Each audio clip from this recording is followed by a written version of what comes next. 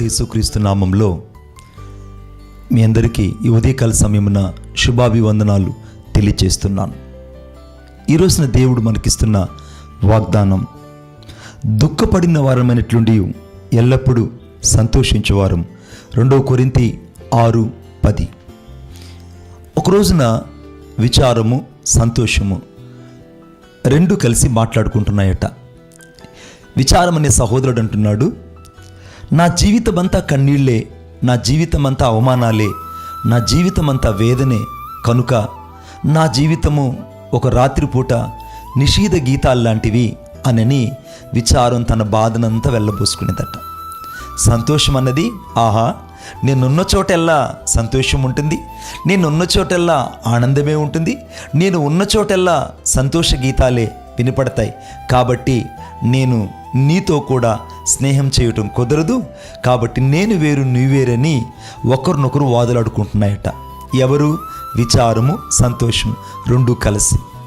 ఈ లోపల ఉన్నట్టుకుండి వారి మధ్యలోకి ఓ దేవదూత ప్రత్యక్షమైందట. ఆ దేవదూత ప్రత్యక్షం అవగానే, ఆ దేవదూతను చూడగానే ఆ దేవదూత యొక్క చేతులు రెండు కూడా గాయపరచబడినట్టు కనపడ్డాయి.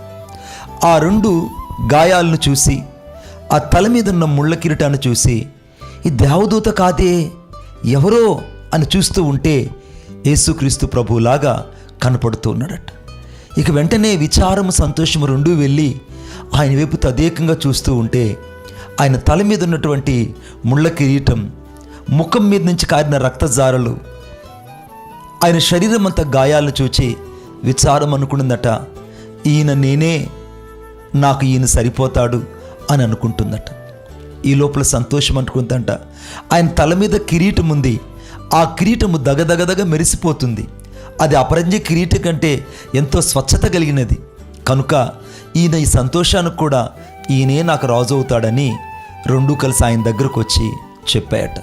అప్పుడు ఆయన అన్నాడు, అవును, నేను మొదట విచారాన్ని అనుభవించాను, నా జీవితంలో అవమానాన్ని, దుఃఖాన్ని, వేదనను, అలాగనే అనేకమైనటువంటి శ్రమలను నేను ఓర్చినప్పుడు విచారం చేత నా హృదయం కృంగిపోయింది.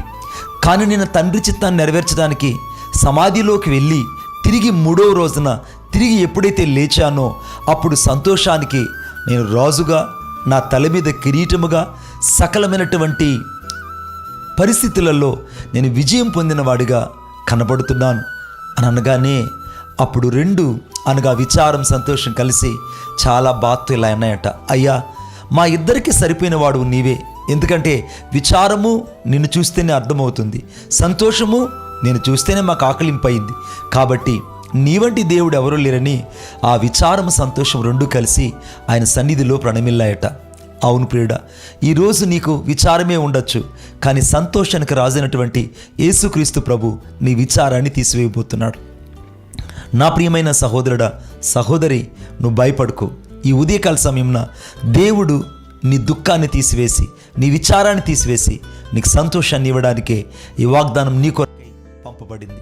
దేవుడు నిన్ను దీవించి ఆశీర్వదించునుగాక. ఆమేన్. Praise the lord.